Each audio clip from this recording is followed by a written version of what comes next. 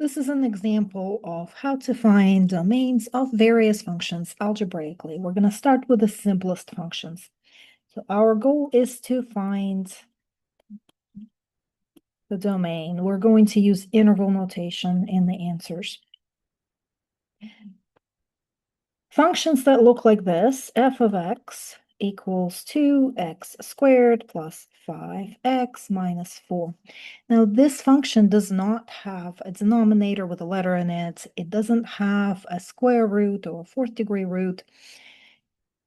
So these functions, they're also called polynomials. They do not have restrictions on the domain. So the domain of this particular function is all real numbers, but we don't want to put all real numbers since we have to use interval notation on this one. So interval notation for all real numbers is just negative infinity to infinity. So that spans the whole x number line. This is also true for something like this equals, let's say, 5x to the fourth plus 2x cubed minus x plus 11. This is also a polynomial, so no restrictions on the domain. Negative infinity to infinity is the way we write it in interval notation. Now let's look at this function. F of x equals square root of x minus 3 plus 5. So this function has a radical in it. So we only are concerned with the radicals that have an index that is even. So for us, it's not written down, but the index of this radical is 2. This is a square root. So the even radicals do have a restriction on the domain. The number underneath the radical expression, so this expression right here, it cannot be less than 0. If it's less than 0, then it's an imaginary number, which is not what we're concerned with in this point in the semester. We just want real numbers here. So because we want real numbers, we want to grab that expression and set it equal, or rather greater than or equal to 0. So when we want it to be positive or 0, it can equal 0. The square root of 0 is just 0. Then you solve this inequality. It's fairly simple. Here you just add 3 to both sides. So x is greater than or equal to 3. So this is technically your domain, but it's written in the inequality notation. We need to switch it to be in the interval notation. How do we do that? Well, sometimes you have to graph it in order to help you figure out what the interval looks like. So this is a number line. This is an x number line. We have just one number that we're worried about here, and that is 3. Our x is greater than or equal to 3, so equal is represented by a shaded circle. Greater than means that we're going to go to the right from that spot. As always, all the way on the left, that's negative infinity. All the way to the right, it's positive infinity. So the domain for this function, you always start left to right. So you're going to start with the 3. The closed circle translates to a bracket. So we're including 3 in our domain. 3, and then we're going to the right. So we're going to go all the way to positive infinity. Now, please notice that the rest of the expression, the rest of the function is ignored. This plus 5, that's outside of the radical. It doesn't affect our domain, so we're just ignoring it. Let's try this one more time. 2 minus square root of 15 minus 3x. Once again, ignore the 2, ignore the negative in front of the square root. Just take the expression underneath the radical. So we have 15 minus 3x, set it greater than or equal to 0. Solve the inequality. We have to subtract 15 from both sides. And then we have to divide by a -3. Now, with inequalities, when you are dividing by a negative number or multiplying by a negative number, you have to switch the inequality sign. So instead of greater than or equal, it's going to become less than or equal. So x is less than or equal. -15 over -3 is a +5.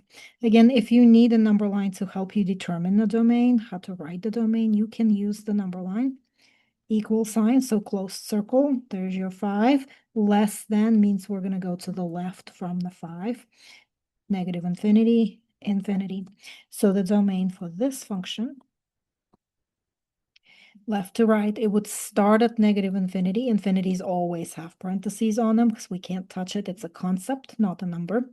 And then it goes to 5 and it stops at 5. We are including the 5, so a bracket. The next set of functions that we're going to talk about have a denominator in them. So for us, we'll start with this one.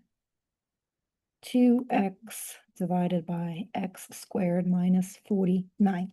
So this is a rational function. It has a denominator. When a function has just a number in the denominator, you don't have to worry about it. But when it has letters in the denominator, variables in the denominator, the domain is restricted. So remember, from really just elementary school, you were told that we cannot divide by 0 in math. So this is where the restriction will come from on this domain. We cannot divide by 0. So this expression right here, it cannot equal to 0. So x squared minus 49 cannot equal 0, which means x squared cannot equal 49. Solve for x, we're going to go ahead and take the square root of 49. Now, when we're taking the square root, we have to address the plus or minus in front. So plus or minus 49 is a perfect square, so this is plus or minus 7.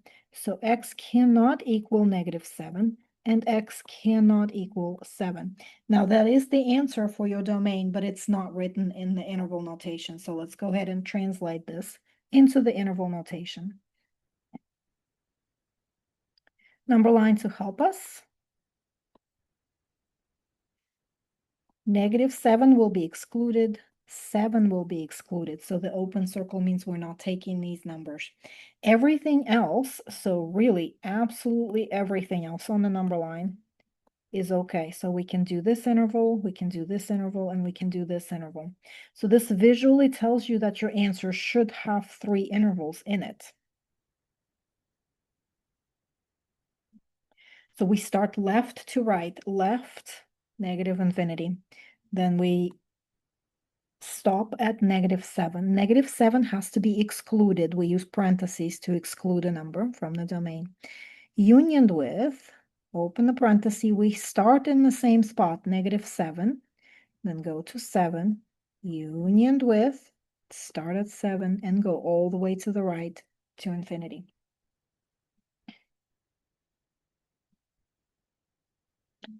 Now let's try one more. Let's try 5 plus x divided by x squared plus 4. Now, on this function, again, the denominator is what we're looking at. The denominator cannot be zeros. Just the denominator. You're going to ignore the numerator completely. So x squared plus 4 cannot be 0.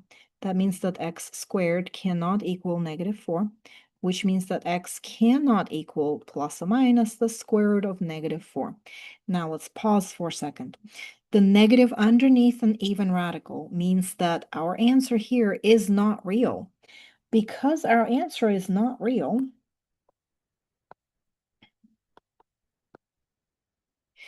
because the answer here is not real, our domain will not have any restrictions on it. This is not a real answer. We're not going to graph it on the real coordinate grid. So that means the domain for this particular function, even though it has an x in the denominator, is all real numbers. So the domain here does not have any restrictions on it, even though it kind of looked like it would, but it does not. So still negative infinity to infinity. Now let's try one more time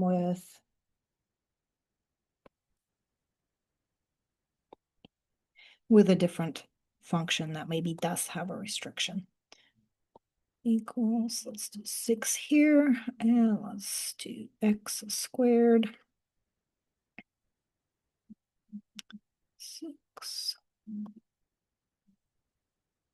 So something like this. So first of all, for this specific function, please notice that you cannot get rid of the 6 on the top and the 6 on the bottom.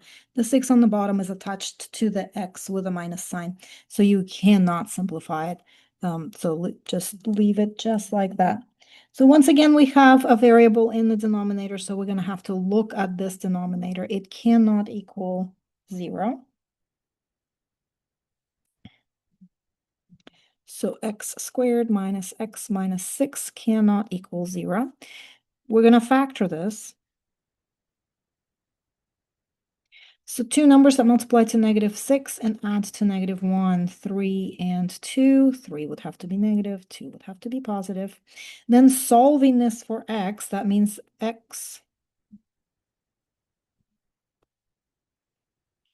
cannot equal negative 2 and x cannot equal 3. So the domain